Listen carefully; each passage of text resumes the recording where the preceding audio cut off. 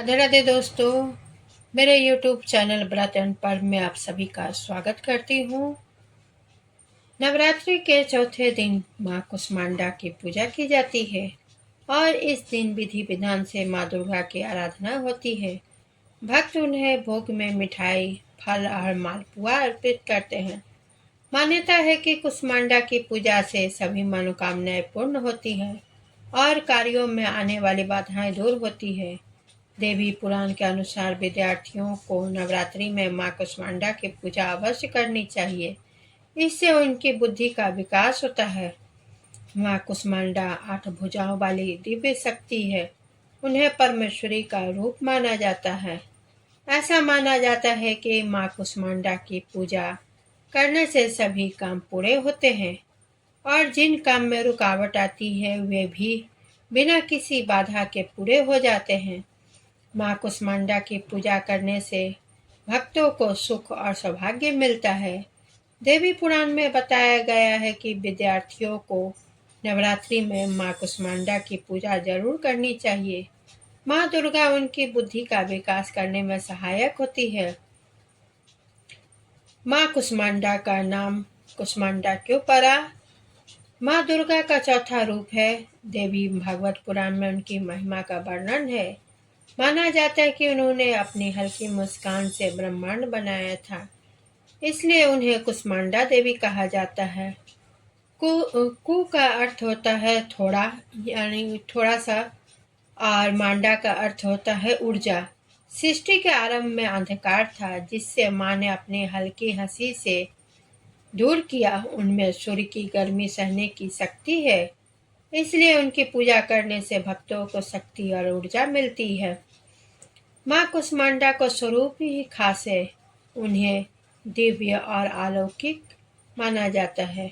वह शेर पर सवार होती है।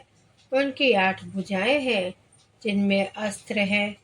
माँ कुष्मांडा हमें जीवन शक्ति देती है। माँ कुष्मांडा शेर पर सवार ही करती है। उनकी 8 भुजाओं में अलग अलग चीजें हैं। इन भुजाओं में उन्होंने कमंडल, कलश, कमल और सुदर्शन चक्र पकड़ा हुआ है। माँ का यह स्वरूप हमें जीवन शक्ति प्रदान करने वाला माना गया है। माँ का यह रूप हमें जीने की शक्ति देता है। माँ कुष्मांडा का रूप बहुत ही दिव्य है। यह हमें शक्ति की प्रेरणा देता है। माँ कुष्मांडा की पूजा नवरात्रि में होती है और इस दौरान भक्त माँ को प्रसन्न करने के लिए कई तरह के उपाय करते हैं। माँ कुष्मांडा की पूजा में पीले रंग का केसर वाला पेठा रखना चाहिए और उसी का भोग लगाना चाहिए। यानी माँ को केसर वाला पीला पेठा चढ़ाना चाहिए और उसे ही प्रसाद के रूप में बांटना चाहिए। कुछ लोग सफ़ेद पेठे के फल की बलि भी देते हैं। इसके अलावा मालपुआ और बतासे भी चढ़ाए जाते हैं।